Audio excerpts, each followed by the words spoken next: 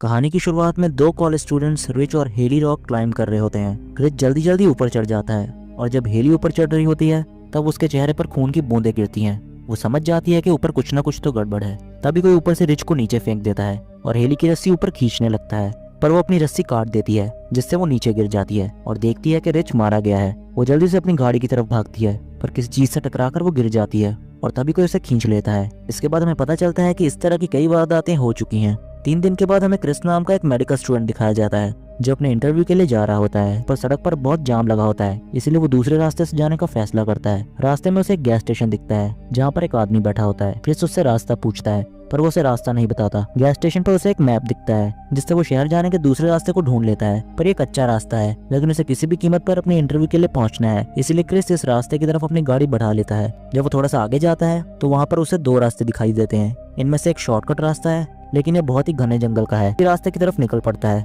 कुछ दूर जाने के बाद उसे एक मरा हुआ हिरन दिखता है जिससे उसका ध्यान भटक जाता है और उसकी गाड़ी एक दूसरी गाड़ी से टकरा जाती है जो पहले से ही सड़क पर खड़ी थी। वो लोग जिनकी ये गाड़ी होती है वो क्रिस के पास आते हैं। क्रिस बिल्कुल ठीक होता है। क्रिस उनसे पूछता है कि उन्होंने सड़क पर अपनी गाड़ी क्यों खड़ी कर रखी है। इन्हीं में से एक लड़की बताती है कि किसी ने सड़क पर कटीली तार बिछा रखी थी जिससे हमारी गाड़ी के टायर पंचर हो गए हैं। ये समझ जाते हैं कि ये एक्सीडेंट नहीं है, किसी ने जानबूझकर कटीली तार बिछाई थी, इसलिए मदद मांगने के लिए ये आगे बढ़ जाते हैं। इनमें से एक कपल गाड़ी के पास ही रुक जाता है। अब जब ये सब आगे बढ़ रहे होते हैं तब ये देखते हैं कि वहाँ पर बहुत सारी गाड़ियों के टायर्स जल रहे होते हैं, जिन्हें देखकर ये समझ जाते हैं कि कुछ ना कुछ तो गड़बड़ है। दूसरी तरफ उस कपल को दिखाया जाता है जो कि गाड़ियों के पास रुक गए थे। उन्हें झाड़ियों में से कुछ हलचल सुनाई देती है। लड़का झाड़ियों के पास जाकर देखता है लेकिन वापस नहीं आता। उसे देखने के लिए उसकी गर्लफ्रेंड भी झाड़ियों में जाने लगती है। तभी उसे उसके साथी का एक जूता दिखता है जिसे देखकर वो समझ जाती है कि उसका साथी मारा गया है। इससे पहले कि वो कुछ कर पाती पीछे से कोई आकर उसे भी मार देता है। इनके बाकी 4 साथी एक घर तक पहुंच जाते हैं जिसके बाहर बहुत सारी गाड़ियां खड़ी होती हैं। ये सब लोग घर के अंदर जाते हैं। घर की हालत से लगता है कि यहाँ पर सालों से कोई भी नहीं आया है। यहाँ पर बहुत सारी गाड़ियों की चाबियां भी होती हैं और साथ ही वैसी कटीली तारें भी जिन्होंने इनकी गाड़ियों के टायर पंचर किए थे। वो समझ जाते हैं कि इस इलाके में जितनी भी वारदातें हो रही हैं वो वही कर रहे हैं जो कि इस घर में रहते हैं। पर इससे पहले कि वो सब यहाँ से निकल पाते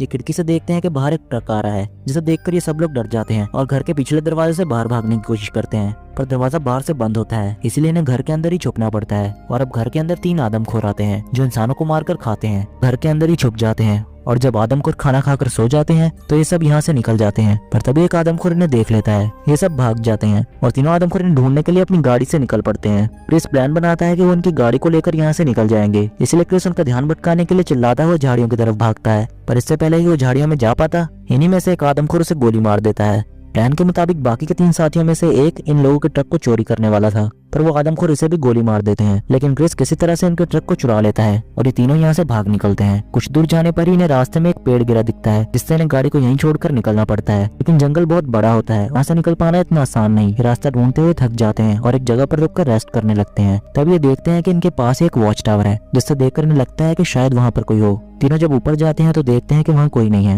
यहीं इन्हें एक रेडियो मिलता है जिससे कांटेक्ट करने की कोशिश करते हैं और अपनी लोकेशन बताते हुए मदद मांगते हैं। तभी इन्हें कोई आवाज सुनती है। क्रिस देखता है कि वो आदमखोर ऊपर आ रहे हैं। ये कितना सारा सामान दरवाजे पर रख देते हैं ताकि वो ऊपर ना आ सकें, जिसके बाद वो वहाँ से चले जाते हैं, पर वो इनकी रेडियो की वायर्स को डिस्कनेक्ट कर देते हैं और वॉच टावर में आग लगा देते हैं। इन्हें अपनी जान बचाने के लिए दूसरे पेड़ पर कूदना पड़ता है। ये आदमखोर इन्हें पकड़ने के लिए एक पेड़ से दूसरे पेड़ पर जाने लगते हैं और उसी दौरान ये इनके एक साथी को पकड़ लेते हैं और उसे भी मार देते हैं। वहीं क्रिस और दूसरी लड़की किसी तरह से जमीन पर आ जाते हैं। तभी इन्हें एक पुलिस की कार आती दिखती है। उस कार से एक ऑफिसर उतरता है जिससे क्रिस मदद मांगने जाता है, लेकिन ये आदमखोर उसे भी मार देते हैं और तभी वहीं पर एक आदमखोर आता है, इसलिए क्रिस जल्दी से कार के नीचे छुप जाता है। उसे पता था कि क्रिस यहीं कहीं था। वो जब कार के नीचे देखता है तो क्रिस वहाँ नहीं था, जिससे वो हैरान हो जाता है। इधर इन्होंने क्रिस की आखिरी बची साथी को बांध लिया होता है और इससे पहले कि इसे भी मारते क्रिस गाड़ी लेकर उनके घर में टक्कर मार देता है जिससे एक आदमखोर मारा जाता है और वहीं खड़े दूसरे आदमखोर को भी क्रिस मार देता है। वो जल्दी से अपनी साथी को छुड़ाने लगता है, पर तभी पीछे से एक आदमखोर आकर उस पर हमला कर देता है, लेकिन क्रिस उसका भी काम तमाम कर देता है। जिसके बाद ये दोनों ट्रक में बैठकर यहाँ से निकल जाते हैं और उसी गैस स्टेशन पर जाते हैं जहाँ पर क्रिस ने शहर जाने का शॉर्टकट रास्ता देखा था। जब ये यहाँ पर पहुंचते हैं तो गैस स्टेशन वाला आदमी ने देखकर छुप जाता है। क्रिस वहाँ पर लगा मैप उतार लेता है और ये यहाँ से निकल जाते हैं, जिसके साथ ही रॉन्ग टर्न का ये पार्ट यहीं पर एंड होता है। एक किम्बरली नाम की मॉडल एक रियलिटी शो के लिए जा रही होती है और ये मॉडल वेस्ट वर्जीनिया के जंगल में जा रही थी क्योंकि ये शो वहीं शूट हो रहा था। इसके बाद किम्बरली एक जगह आकर रुक जाती है क्योंकि वहाँ से 2 रास्ते थे। किम्बरली अपनी कॉल पर मैनेजर से बात कर रही थी और वो उससे पूछती है कि अब वो यहाँ से किस रास्ते पर जाए। मैनेजर उसे यहाँ से पेपर फैक्ट्री वाले रास्ते पर जाने को बोलती है। वो उसी रास्ते पर निकल जाती है। उसी दौरान उसकी कॉल मैनेजर से कट जाती है वो मोबाइल देखती है तो मोबाइल पर सिग्नल नहीं आ रहा था। तभी कोई एकदम से उसकी कार के साथ टकरा जाता है। किम्बरली कार से निकलकर उसे देखने जाती है ताकि वो उसकी हेल्प कर सके। अभी वो उससे उसकी हालत पूछ ही रही थी, तभी वो आदमखोर किम्बरली का मुंह बहुत बुरी तरह से काट लेता है, जिससे उसका खून बहने लगता है और उसका जबड़ा भी दिखने लगता है। वो सैमी भी वहां से भागने लगती है, पर तभी एक आदमखोर उसके पीछे आ जाता है, जिसके बाद वो उसे 2 टुकड़ों में काट देता है। और वहीं जो इस रियलिटी शो को होस्ट कर रहा था वो एक रिटायर्ड कर्नल होता है जिसका नाम डेव मर्फी है। अब क्योंकि यहाँ किम्बरली तो पहुंची नहीं थी, इसलिए इस शो का डायरेक्टर जिसका नाम माइकल है, वो शो की प्रोड्यूसर मारा से कहता है कि वो किम्बरली की जगह ज्वाइन कर ले, और वो मान जाती है। इसके बाद ये लोग हर जगह अपने कैमरास लगा देते हैं ताकि इन्हें हर शॉट अच्छे तरीके से मिले। कर्नल सबको टास्क देता है कि सभी को जंगल में जाकर खाने की चीजें ढूंढ कर लानी है। वो 6 जनों को 2-2 टीम्स में डिवाइड कर देता है। इसके बाद हमें एक कैमरा की फुटेज में देखने को मिलता है कि इन्हीं का एक आदमी जिसका नाम नील होता है, जब वो टॉयलेट कर रहा था तो 3 फिंगर पीछे से आके उसे मार देता है। इधर जब कर्नल टास्क को सेटअप करके आ रहा था तो वो देखता है कि किसी ने तीर मार के उसकी गाड़ी का टायर पंचर कर दिया है। इससे पहले कि वो कुछ समझ पाता, 3 फिंगर उस पर तीरों से हमला कर देता है। कर्नल अपना चाकू निकालकर 3 फिंगर को मारता है, जिससे उससे कोई खास फर्क नहीं पड़ता और वो अपने ही खून को चाटने लगता है। तभी पीछे से एक और आदमखोर आकर कर्नल को बेहोश कर देता है। यहाँ नीना और मारा भी अपना टास्क कंप्लीट कर लेती हैं, और जब दोनों वापस आ रही थी तब मारा माइकल को दूसरी लड़की एलिना के साथ देख लेती है, जिससे वो दुखी हो जाती है क्योंकि उसी के कहने पर उसने इस शो में पार्टिसिपेट किया था। इधर दूसरी टीम वाली लड़का लड़की को भी जंगल के बीचों बीच एक बारबेक्यू मिलता है, जो देखकर वो सोचते हैं कि शायद उनका टास्क यही है, और वो उस बारबेक्यू को लेकर चले जाते हैं। यहाँ मारा माइकल की वजह से बहुत दुखी थी, इसीलिए अब वो यहाँ से चले जाना चाहती थी। चलते हैं, उन्हें एक घर दिखता है जिसके अंदर वो चली जाती हैं। वो अंदर इन आदमखोरों की फोटोज देख लेती हैं, जहाँ इनके सारे परिवार की फोटोज थी। तभी एकदम से इन्हें किसी औरत के चिल्लाने की आवाज सुनती है। ये देखती हैं कि एक प्रेग्नेंट औरत की डिलीवरी होने वाली है। डिलीवरी होते ही ये उस बच्चे को देखती हैं, जो कि बहुत घिनौना था। पर तभी अचानक वो औरत इन्हें देख लेती है। मारा और नीना दरवाजा बंद कर लेती है और एक बेड से उस दरवाजे को ब्लॉक करती हैं ताकि वो अंदर ना आ सके। पर वो औरत लगातार बाहर से दरवाजा तोड़ रही थी। ये बाहर जाने का रास्ता ढूंढने लगती हैं और खिड़कियां देखने लगती हैं, पर इन आदमखोरों ने खिड़कियां भी बाहर से बंद कर रखी थी। इसीलिए अब इन्हें अपनी जान बचाने के लिए इनके टॉयलेट के रास्ते ही बाहर भागना पड़ता है। लेकिन एक आदमखोर इन्हें देख लेता है और इनके पीछे पड़ जाता है। नीना और मारा दोनों अपनी जान बचा के भागी रही होती हैं, तभी वो आदमखोर एक कुल्हाड़ी दूर से ही मारता है। वो सीधा आकर मारा के सिर पर लगती है और वो मारी जाती है, लेकिन नीना भाग निकलती है।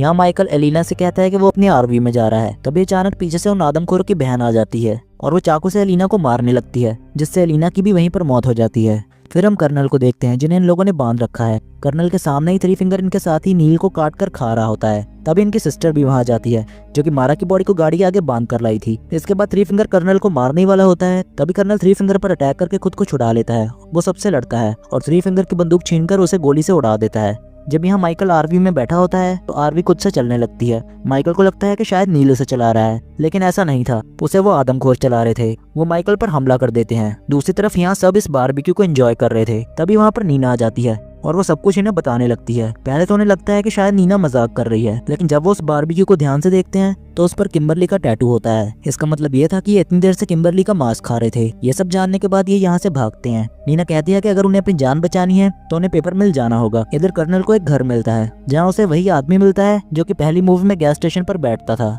यहाँ कर्नल अपने जख्मों को सिलता है। उसी दौरान वो आदमी कर्नल को बताता है कि ये आदमखोर परिवार की इनब्रीडिंग से पैदा हुए हैं। लेकिन जब उस आदमी को पता चलता है कि कर्नल ने 3 फिंगर को मार दिया है तो वो कर्नल पर हमला कर देता है और उससे कहता है कि 3 फिंगर उसका बेटा था। कर्नल वहीं से एक डायनामाइट जलाकर उसके कपड़ों में फंसा देता है, जिससे उसके चीथड़े उड़ जाते हैं। इसके बाद कर्नल इन आदमखोरों से लड़ने की तैयारी करता है। वहीं हम इन चारों को देखते हैं जो कि पेपर मिल की तरफ जा रहे थे, लेकिन उसी दौरान इन्हें आदमखोर भाई बहन घेर लेते हैं, जिनके साथ ये लोग मुकाबला करते हैं। पर नीना डर कर भाग जाती है। इसके बाद जेक फैसला करता है कि वो नीना को ढूंढने जाएगा और उसके बाकी के 2 साथी पेपर मिल जाएंगे। थोड़ा आगे जाने पर उसे नीना एक गड्ढे में मिलती है। उसे किसी तरह से बचाकर जेक नीना के साथ पेपर मिल के लिए निकल जाता है। दोनों एक जगह पर आकर रुक जाते हैं जहाँ पर रास्ता खत्म था और नीचे झरना था, पर उन आदमखोरों की बहन इनके पीछे थी, इसलिए इन्हें अपनी जान बचाने के लिए उस पानी में कूदना पड़ता है। यहीं जेक के दोस्त भी पेपर मिल जा रहे थे, पर वो आदमखोर इन्हें अपने ट्रैप में फंसा लेते हैं और इन्हें तीर से मार देते हैं। दूसरी तरफ यहाँ पर जेक और नीना पेपर मिल पहुंच जाते हैं। यहाँ नीना को एक बच्ची का स्केलेटन मिलता है, जिससे वो डर जाती है और यहाँ से जाने की बात करती है, लेकिन जेक उसे समझाता है और कहता है कि उनके बाकी के 2 साथी भी यहाँ आते ही होंगे। तभी वहाँ इन्हें बहुत सी गाड़ियाँ दिखती हैं, जिसमें से एक इनकी आरवी भी थी। उसमें से इन्हें माइकल की चिल्लाने की आवाज आती है। जब जेक मदद करने के लिए जाता है तो देखता है कि माइकल को ये लोग कैमरा की फुटेज में बहुत बुरी तरीके से मार देते हैं और इतने में ये आदमखोर इन्हें भी पकड़ लेते हैं। जब नीना को होश आता है तो उसे एक चेयर से बांधा हुआ था और वहीं जेक को रस्सियों से। इसके बाद इनमें से एक आदमखोर नीना को जबरदस्ती खाना खिलाने लगता है। तभी वहीं पर कर्नल आ जाता है और दोनों आदमखोर भाई बहनों को अपने ट्रैप में फंसाकर मार देता है, जिसके बाद जल्दी से कर्नल नीना और जेक को बचा लेता है। लेकिन अब दोनों आदमखोर अपने बच्चों का बदला लेने के लिए कर्नल को तीरों से मारने लगते हैं और इसी तरह से ये उसकी भी जान ले लेते हैं। वहीं नीना मिल से बाहर आ जाती है, लेकिन जैक अंदर ही रह जाता है और दोनों आदमखोर उसे मिलकर एक ग्राइंडिंग मशीन में डाल रहे होते हैं। तभी नीना आकर पीछे से हमला कर देती है, जिसके बाद जैक उस आदमखोर को ग्राइंडिंग मशीन में धकेल देता है, पर बीच में आकर उसकी वाइफ उसे बचा लेती है। पर तभी नीना एक बड़े से लॉक का लीवर खींच देती है, जिससे दोनों हस्बैंड वाइफ ग्राइंडिंग मशीन में ग्राइंड हो जाते हैं और दोनों जैक और नीना यहाँ से एक गाड़ी में बैठकर चले जाते हैं। और फिर से तभी हमें थ्री फिंगर दिखाया जाता है, जो कि अभी भी जिंदा है और वो उस नए बॉर्न बच्चे को एक उंगली खिला रहा था, जिसके साथ ही ये मूवी यहीं पर एंड हो जाती है। मूवी की शुरुआत में मैं बता दूं कि ये मूवी पिछली मूवी से ही कंटिन्यू हो रही है। हम मूवी के शुरू में देखते हैं कि कुछ यंगस्टर्स यहाँ वेस्ट वर्जीनिया में राफ्टिंग कर रहे थे, जिसके बाद जब ये अपनी ग्रुप की लड़कियों के पास वापस आते हैं तो एलेक्स नाम की लड़की देखती है कि ट्रे उनके फ्रेंड्स में नहीं है। ये देखकर वो ट्रे को ढूंढने जाती है। यहीं ब्रेंट और सोफी अकेले होते हैं और तभी अचानक से कोई ब्रेंट को तीर मार देता है, जिस पर वो घबरा जाता है, जो कि थ्री फिंगर होता है। इसके पहले कि वो कुछ सोच पाता, थ्री फिंगर उसकी गर्लफ्रेंड को भी तीर मारकर उसकी आंख निकाल देता है, जिससे उसकी वहीं मौत हो जाती है। ब्रेंट ये सब देखकर बुरी तरह घबरा जाता है और डर के मारे वहां से भाग जाता है। तभी वहां पर एलेक्स आ जाती है, लेकिन वो थ्री फिंगर को देखकर डर जाती है और पेड़ के पीछे छुप जाती है। थ्री फिंगर उनकी फ्रेंड सोफी की आंखों को खा रहा था और उसी वक्त वहां पर ट्रे भी आ जाता है, जिसके हाथ में लकड़ियां थी, पर थ्री फिंगर उसे भी देख लेता है और उसे भी मार देता है। वहीं जो ब्रेंट वहां से भागा था वो इन आदमखोरों के ट्रैप में फंसकर मारा जाता है और अब इन फ्रेंड्स के ग्रुप में सिर्फ एलेक्स ही बची थी। वही हम यहाँ एक वेस्ट वर्जीनिया के जेल को देखते हैं, जहाँ के कुछ कैदियों को इस जेल से ट्रांसफर करके दूसरे जेल में लेकर जाना था और इस काम को करने के लिए 3 पुलिस ऑफिसर्स को बोला गया था। ये टोटल 5 कैदी थे, जिनमें से एक का नाम था चेविस, जो कि इनमें से मेन कैदी है। पुलिस को कहीं से इन्फॉर्मेशन मिलती है कि चेविस के आदमी रास्ते में बस को हाईजैक कर सकते हैं, इसलिए उन्होंने अर्जेंटली कैदियों को ट्रांसफर करने का तय किया और इसी के साथ वो अपना रास्ता भी बदलने वाले थे, जो कि पेपर मिल का रास्ता होने वाला था, जहाँ से ये लोग गुजरने वाले हैं। ये लोग निकल जाते हैं और रास्ते में ये एक पुलिस स्टेशन पर रुकते हैं, जहाँ इनकी मुलाकात शेरिफ कार्ल और डिप्यूटी एली लेन से होती है। दूसरी तरफ हम थ्री फिंगर और उसके नेफ्यू थ्री टोस को देखते हैं, जो कि वही छोटा बच्चा है जिसे हमने लास्ट मूवी में देखा था। ये दोनों यहाँ पर ट्रैप सेट कर रहे थे। जब थ्री टोस ट्रैप सेट कर रहा था तब वो खुद उस ट्रैप के नीचे फंस जाता है, जिस पर थ्री फिंगर उसकी हेल्प करता है और दोनों ट्रैप सेट करने के बाद वहाँ से चले जाते हैं। इसके बाद यहाँ पर पुलिस ऑफिसर्स आराम करने के बाद कैदियों को लेकर यहाँ से अपने रास्ते पर निकल जाते हैं। जैसे ही वो पेपर मिल के रास्ते पर आते हैं, उनके बस के पीछे एक गाड़ी आ जाती है जिसमें थ्री फिंगर होता है। थ्री फिंगर कीलों वाली तार उनके बस के रास्ते में फेंक देता है, जिससे उनकी बस का टायर पंचर हो जाता है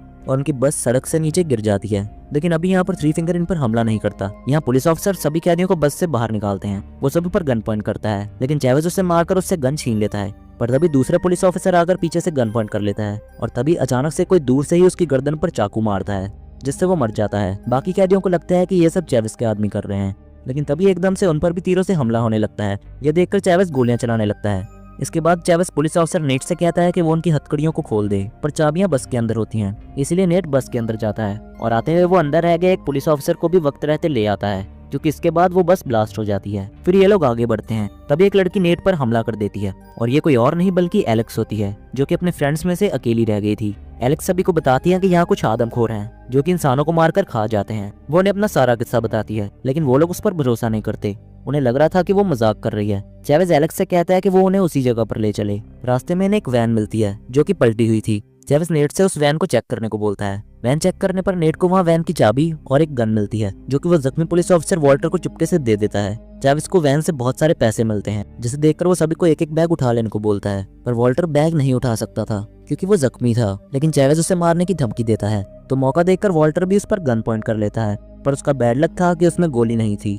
उसकी इस गलती पर चेविस उसे माफ नहीं करता और उसे जान से मार देता है। इसके बाद वो सभी से आगे बढ़ने को कहता है। एलेक्स सबसे आगे थी क्योंकि वहीं उन्हें लेकर जा रही थी। चलते हुए एलेक्स का पैर आदमखोरों के ट्रैप में फंस जाता है, लेकिन नेट एलेक्स को उस ट्रैप से बचा लेता है और तभी वहाँ पर थ्री टोस भी आ जाता है। वो उन पर हमला कर देता है। चेविस उसके साथ लड़ता है और उसे गोली मार देता है, जिससे वो वहीं ढेर हो जाता है। एलेक्स उनसे कहती है कि ये वो आदमखोर नहीं है जिसने उनके दोस्तों को मारा था। चेविस कहता है कि फिर तो वो उसके लिए एक सरप्राइज छोड़कर जाएगा, जिस पर वो थ्री टोस की गर्दन काटकर एक भाले पर थ्री फिंगर के लिए टांग देता है। जिसके बाद जब थ्री फिंगर आकर उसे देखता है तो वो गुस्से से पागल हो जाता है। यहाँ जब ये लोग आगे जा रहे थे तो रास्ते में इन्हें एक चेन दिखती है, जिसे चेविस खींचता है, पर दूसरा कैदी विली चेविस को बचा लेता है। लेकिन चेविस की जगह विली को अपनी जान से हाथ धोना पड़ता है। अब क्योंकि इन्हें जंजीरों से एक साथ बांधा हुआ था, इसलिए चेविस विली के पैर काट देता है ताकि वो आगे बढ़ सकें। दूसरी तरफ यहाँ पर पुलिस स्टेशन में डिप्यूटी एली और पुलिस ऑफिसर कार्ल के पास कुछ गायब हुए कॉलेज स्टूडेंट्स की इन्फॉर्मेशन आई थी, पर ऑफिसर कार्ल नेट को लेकर चिंता में था क्योंकि अभी तक उसकी कोई भी कॉल नहीं आई थी। उसे लग रहा था कि कहीं चेविस के आदमियों ने बस को हाईजैक न कर लिया हो, इसीलिए यहाँ पर डिप्यूटी एली उन गायब हुए स्टूडेंट्स को ढूंढने जाती है और ऑफिसर कार्ल नेट को। यहाँ पर इनको एक जगह एक औजार मिलता है जिससे ये लोग अपनी चेन को काट लेते हैं और थोड़ा आगे जाने पर इन्हें थ्री फिंगर का ट्रक मिलता है, जिससे इन्हें पता चल जाता है कि ये इनके लिए एक ट्रैप है। लेकिन फिर भी चैवेज एक कैदी जिसका नाम क्रॉफोर्ड है उसे आगे चेक करने भेजता है, और जब वो आगे जाता है तो उसका मुंह थ्री फिंगर के ट्रक में लगी कीलों वाली तार में फंस जाता है, जिसके बाद थ्री फिंगर ट्रक को स्टार्ट कर लेता है और उसका मुंह जमीन पर घसीटता है और तब तक चलाता है जब तक उसका पूरा मुंह बुरी तरह छील नहीं जाता। इसके बाद ये लोग आगे बढ़ जाते हैं। तभी यहाँ एक कैदी पीछे से चैवेज पर हमला कर देता है। इसी बीच नेट एलेक्स को लेकर उनसे अलग हो जाता है, जिसके बाद चैवेज उसे मारकर ढेर कर देता है और अब ये दोनों उस कैदी को छोड़कर आगे बढ़ जाते हैं। यहाँ ऑफिसर कार्ल उसी जगह पर पहुंच जाता है जहाँ पर इनकी बस ब्लास्ट हुई थी। वो बस को देखकर सारी इन्फॉर्मेशन आगे फॉरवर्ड कर देता है, जिसके बाद वो अपने डॉग को लेकर नेट को ढूंढने निकलता है। यहाँ चैवेज का साथी उससे कहता है कि कुछ देर उन्हें पैसों को यहीं छोड़कर नेट को ढूंढना चाहिए, और इन्हें नेट मिल भी जाता है। चैवेज नेट को मारने वाला होता है, लेकिन नेट उसे बताता है कि यहाँ पास ही में एक वॉच टावर है जहाँ से वो किसी से कॉन्टैक्ट कर सकते हैं। जब ये पहुंचकर उस वॉच टावर को देखते हैं तो वो जलकर राख बना हुआ था, जिन्हें थ्री फिंगर और उसके भाइयों ने जलाया था। ये देखकर चैवेज नेट को मारने ही वाला होता है। तभी वहाँ पर ऑफिसर कार्ल अपने डॉग के साथ नेट को ढूंढता हुआ सही टाइम पर आ जाता है। शेरिफ का डॉग चैवेज को पकड़ लेता है और शेरिफ चैवेज को गन पॉइंट पर ले लेता है, पर तभी अचानक से थ्री फिंगर पेड़ से बैठा हुआ एक भाला शेरिफ को मारता है और वो सीधा शेरिफ के मुंह में घुस जाता है। इसके बाद फिर से चैवेज नेट को गन पॉइंट पर ले लेता है और अब वो सभी के साथ पैसे लेने वापस जाता है। लेकिन उससे पहले ही इनका साथी फ्लड सारे पैसे लेकर भागने वाला होता है कि थ्री फिंगर उसे आग से जला देता है और उसके साथ चैवेज की आंखों के सामने उसके सारे पैसे भी जल जाते हैं। ये सब लोग अपनी जान बचाकर वहां से भागते हैं, पर तभी फिर से इनके सामने थ्री फिंगर का ट्रक खड़ा होता है। इस बार फिर से जबरदस्ती चैवेज एलेक्स को थ्री फिंगर के सामने भेजता है, जिसे लेकर थ्री फिंगर चला जाता है। नेट उसे बचाने नहीं जा सकता था क्योंकि उस पर चैवेज ने बंदूक तान रखी थी। लेकिन तभी दूसरा कैदी ब्रैंडन चैवेज को मारकर बेहोश कर देता है, जिसके बाद दोनों नेट और ब्रैंडन अपने अपने रास्ते चले जाते हैं। यहाँ थ्री फिंगर एलेक्स को पकड़कर अपने घर ले आया था। वहीं हम डेप्यूटी एली लिन को भी देखते हैं। यहाँ ब्रैंडन जा रहा होता है, पर तभी चैवेज उसके सामने आकर उसे मार गिराता है, जिससे वो बेहोश हो जाता है। वहीं थ्री फिंगर भी आ जाता है, जिसके बाद चैवेज और थ्री फिंगर में लड़ाई होती है। पहले तो चैवेज थ्री फिंगर पर भारी पड़ता है, पर एंड में थ्री फिंगर चैवेज की खोपड़ी खोल देता है और उसका दिमाग खाने लगता है। दूसरी तरफ नेट को शेरिफ का डॉग मिलता है, जो कि नेट को एलेक्स के पास लेकर जाता है। नेट एलेक्स को छुड़ाकर वहां से निकलने ही वाला होता है, तभी वहां थ्री फिंगर आ जाता है, जो कि इन पर हमला कर देता है। वो नेट को वहां मारने ही वाला था, तभी पीछे से एलेक्स एक भाला थ्री फिंगर के मार देती है और वो वहीं पर गिर जाता है। इसके बाद ये दोनों उसी का ट्रक लेकर यहाँ से निकलते हैं, लेकिन थ्री फिंगर अभी जिंदा था और वो फिर से इनका ट्रक के सामने आ जाता है और ट्रक पर चढ़कर इन पर हमला करने लगता है, जिससे इनका ट्रक बेकाबू होकर एक पेड़ से टकरा जाता है और थ्री फिंगर आगे जाकर गिरता है और इनके ट्रक में आग लग जाती है। तभी यहाँ ब्रैंडन आकर इन्हें ट्रक से बाहर निकालता है, लेकिन थ्री फिंगर फिर से इन पर हमला करता है। तभी नेट उसी के हथियार से उसे मार देता है और उसी ट्रक पर उसे फेंक देता है, जिसके बाद वो ट्रक ब्लास्ट हो जाता है। के बाद नेट ब्रैंडन को भी आजाद कर देता है और वो वहां से चला जाता है। कुछ देर बाद नेट और एलेक्स की हेल्प के लिए ये पुलिस वाले भी यहाँ आ जाते हैं और दोनों एलेक्स और नेट की जान बच जाती है। कुछ दिन बाद हम देखते हैं कि नेट फिर से उस जगह पर पैसों के लालच में आता है, पर तभी उसे पीछे से कोई मार देता है और ये कोई और नहीं बल्कि ब्रैंडन होता है, जो खुद यहाँ पैसों के लिए आया था। तभी हम देखते हैं कि एक आदमखोर पीछे से आकर ब्रैंडन को मार देता है और ये आदमखोर कौन था इसका पता हमें नहीं चल पाता। और इसी के साथ रॉन्ग टर्न सीरीज का थर्ड पार्ट यहीं एंड होता है। कहानी शुरू होती है 1974 में। यहाँ पर वेस्ट वर्जीनिया के एक सैनिटोरियम को दिखाया जाता है। यहाँ पर उन लोगों को रखा जाता है जो डिफॉर्म है, और उनकी डिफॉर्मेशन का कारण इनकी ब्रीडिंग है, यानी अपने ही परिवार में संबंध बनाकर मल्टीप्लाई होना। यहाँ का जो डॉक्टर होता है वो दूसरी डॉक्टर को यहाँ के सभी खतरनाक पेशेंट से मिलवाता है, और ये होते हैं थ्री फिंगर, सॉटूथ और वन आई। वो बताता है कि इन्हें जंगल से पकड़ा गया है और जब हमने इन्हें पकड़ा था तो ये अपने माँ बाप को मारकर खा चुके थे। तब एक पेशेंट फीमेल डॉक्टर पर हमला करके उसके बालों से एक हेयर पिन निकाल लेता है। डॉक्टर के जाने के बाद दिखाया जाता है कि इन तीनों भाइयों में से जो थ्री फिंगर होता है वो सबसे ज्यादा बुद्धिमान होता है। वो पेशेंट जिसने हेयर पिन चुराई थी उससे लॉक खोलने की कोशिश करता है, लेकिन उससे लॉक खुल नहीं रहा था। ये तीनों भाई उससे पिन मांगते हैं और लॉक खोल के यहाँ से बाहर आ जाते हैं। इसके बाद ये सभी कैदियों को आजाद करके वहाँ के सभी डॉक्टर्स को टॉर्चर करते हैं और वहाँ की फीमेल डॉक्टर को करंट दे देकर मारते हैं और मेल डॉक्टर को एक नए तरीके से मार देते हैं। इस घटना के 29 साल बाद यानी कि 2003 में 9 स्टूडेंट्स को दिखाया जाता है जो अपने दोस्त के कैबिन में जा रहे होते हैं, लेकिन ये अपना रास्ता भूलकर तूफान में फंस जाते हैं। तभी इन्हें अपने सामने वही सैनिटोरियम दिखाई देता है। ये लोग सैनिटोरियम के अंदर आ जाते हैं। सबको एहसास हो जाता है कि ये जगह कभी हॉस्पिटल थी। ये उस जगह की इन्वेस्टिगेशन करना शुरू कर देते हैं। अब इन 9 में से 3 रात को सोने के लिए बेड ढूंढने जाते हैं। इन तीनों में से एक लड़का एक कमरे में आ जाता है और तभी उसके चिल्लाने की आवाज आती है। इससे उसके साथ की लड़कियां डर जाती हैं, पर वो लड़का उनके साथ मजाक कर रहा होता है।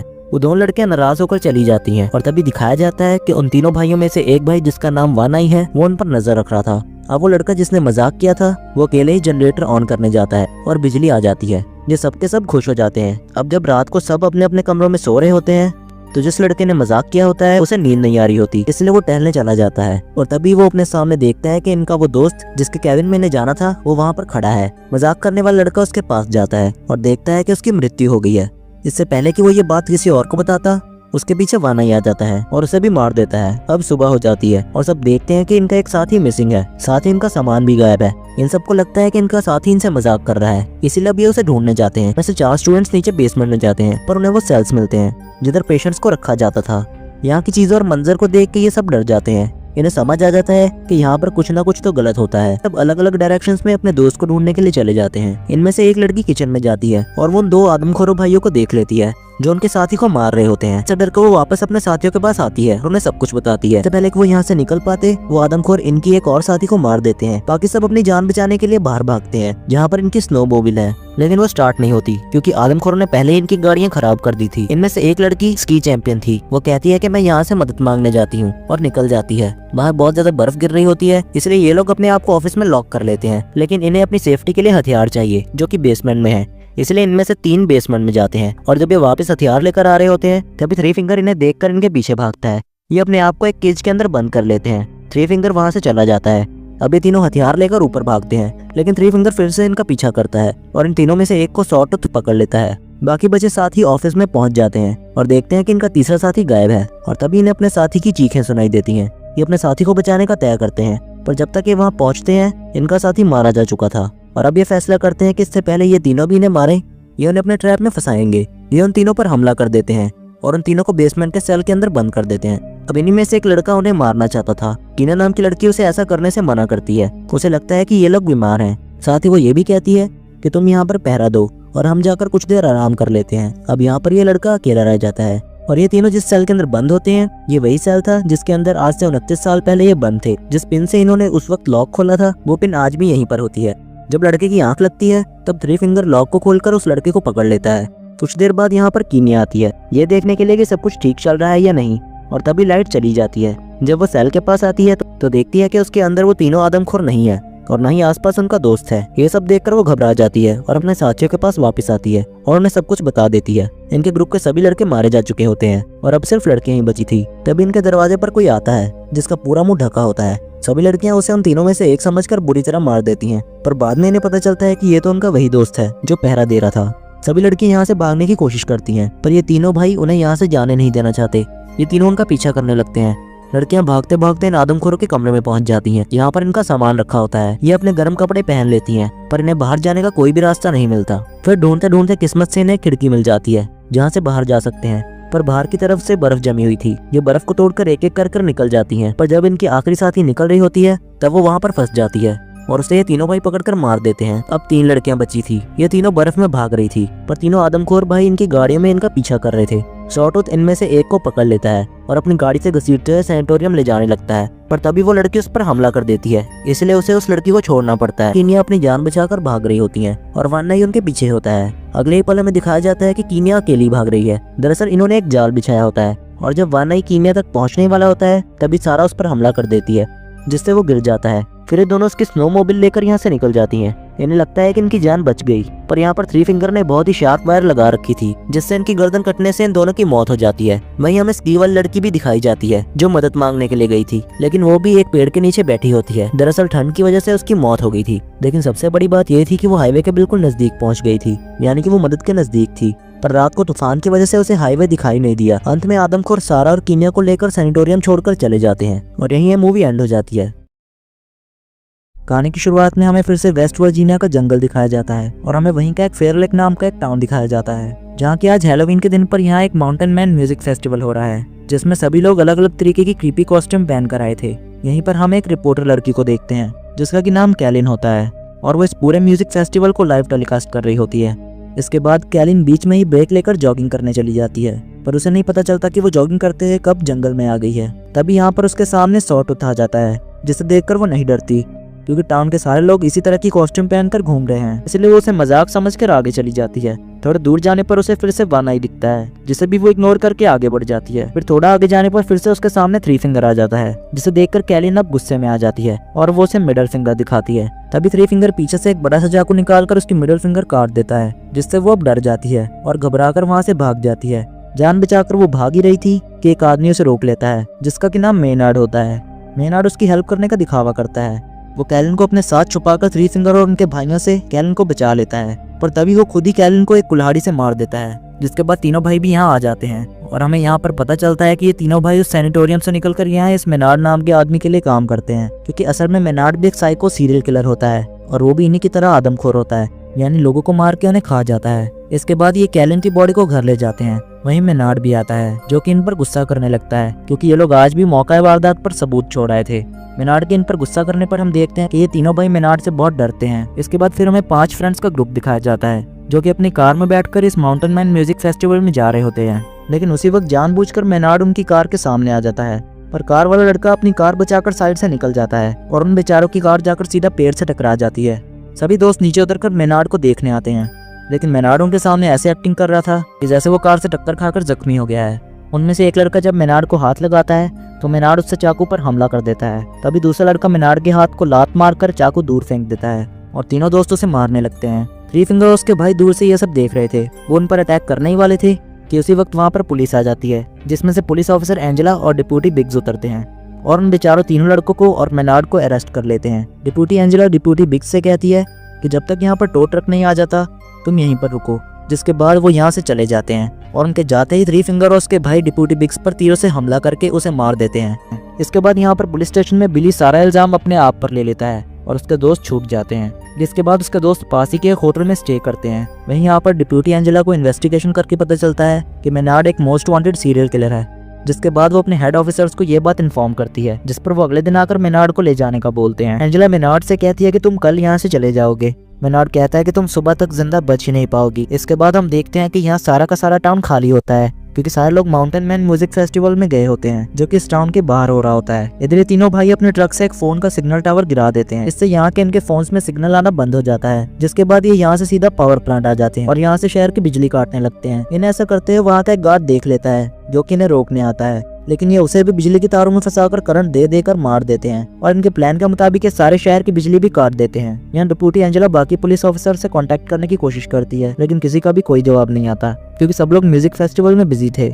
इसके बाद हम बिली की फ्रेंड क्रूज को देखते हैं जो कि खाना लेकर बिली को देने निकलती है और इसी दौरान थ्री फिंगर उसके पीछे पड़ जाता है। वो अपनी जान बचाकर भागती है, लेकिन फिर भी थ्री फिंगर उसे पकड़ ही लेता है और उसे जान से मार देता है। दूसरी तरफ इन्हीं लोगों का दोस्त जूलियन पुलिस स्टेशन बिली से मिलने जा रहा होता है, पर रास्ते में उसका ध्यान थ्री फिंगर पर नहीं जाता जो कि इनकी फ्रेंड क्रूज को मारकर खा रहा होता है। जब जूलियन पुलिस स्टेशन पहुंचता है तो बिली उससे क्रूज के बारे में पूछता है। जूलियन कहता है कि वो तो बहुत देर पहले ही यहाँ आने के लिए निकल गई थी।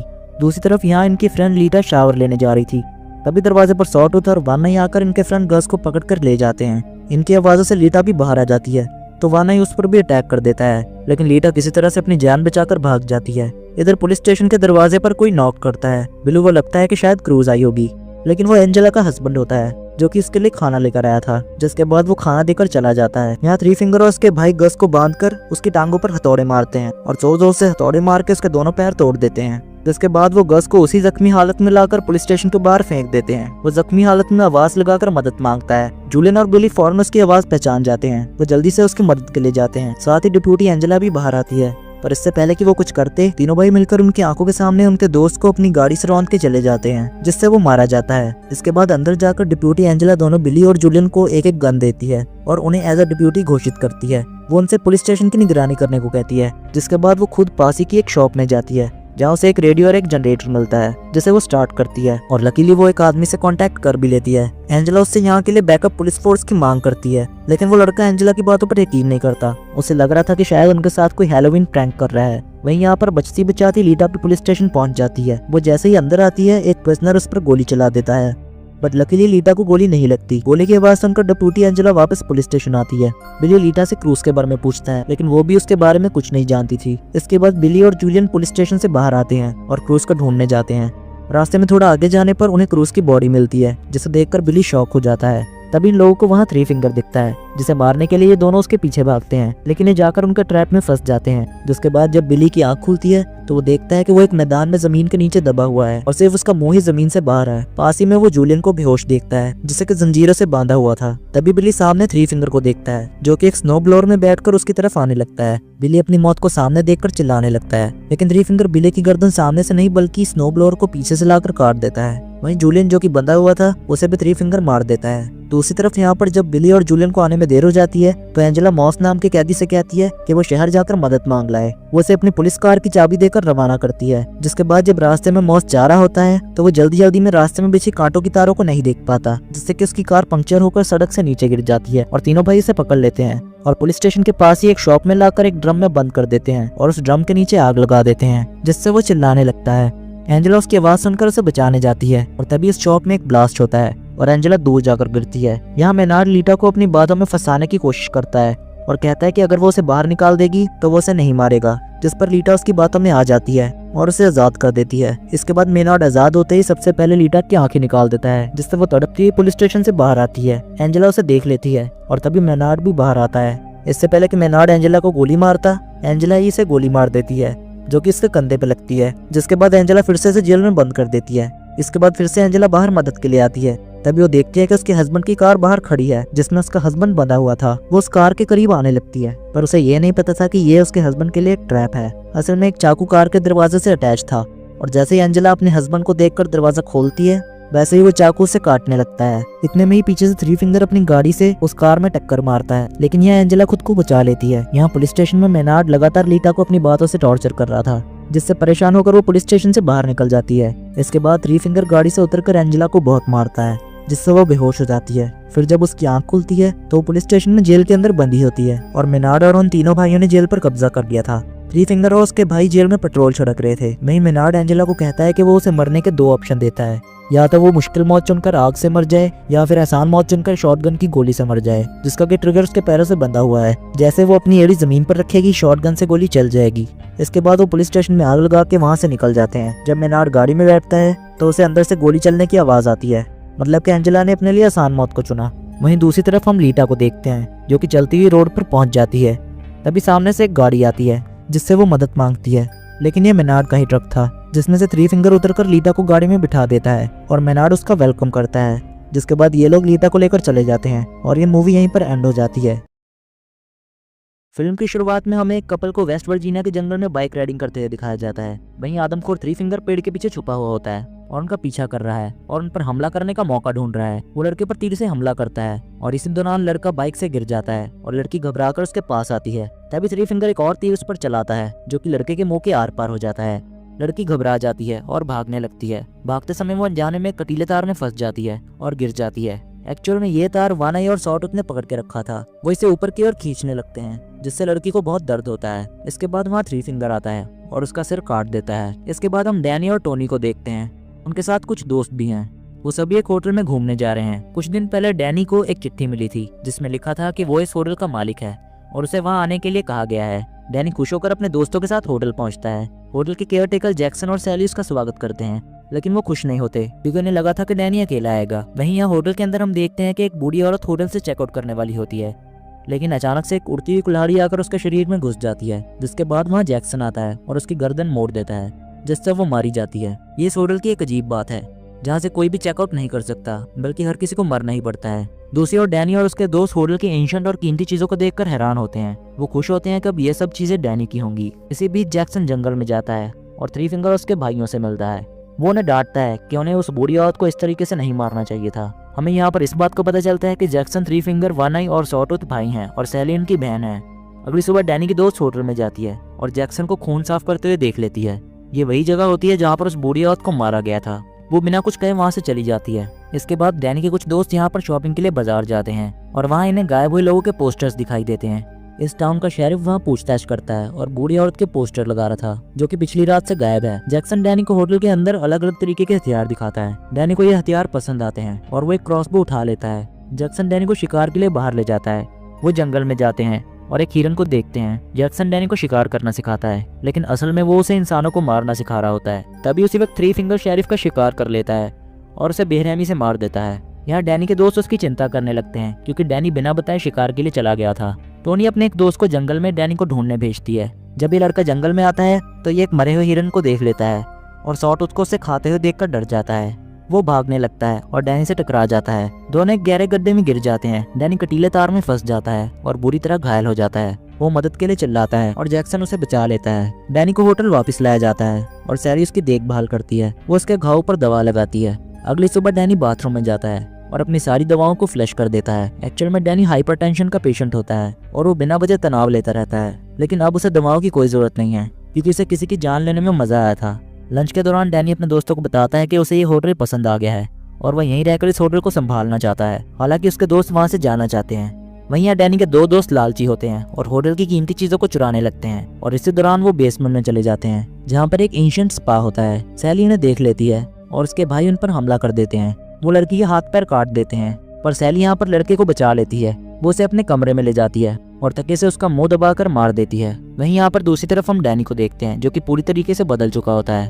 वो दवाओं को छोड़ चुका है और खुशी से रह रहा है। जिसके बाद जैक्सन और सैली उसे जंगल में एक छोटे से गाँव में लेकर जाते हैं जहाँ पर कई डिफॉर्म लोग रहते हैं। ये लोग डैनी के परिवार के सदस्य हैं। जैक्सन और सैली डैनी को एक ड्रग देते हैं और उसे बताते हैं कि ये सब डिफॉर्म लोग प्योर ब्लडेड नहीं हैं, लेकिन डैनी और सैली प्योर ब्लडेड हैं। अगर डैनी और सैली की शादी होगी तो उनकी आने वाली पीढ़ी प्योर ब्लडेड होगी। डैनी का एक दोस्त पेड़ के पीछे छुपकर ये सब सुन रहा होता है, पर पीछे से आकर सॉटूथ उसे पकड़ लेता है। डैनी का दोस्त मदद मांगता है, लेकिन डैनी उसे नहीं पहचानता और कहता है कि वो उसे नहीं जानता।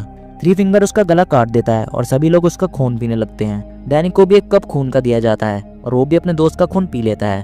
अगली सुबह डैनी होटल में वापस आता है और टोनी उसे देखकर चिंतित हो जाती है। वो उसे होटल छोड़ने के लिए कहती है, लेकिन डैनी जाना नहीं चाहता था। वो टोनी से कहता है कि वो यहीं रहेगा।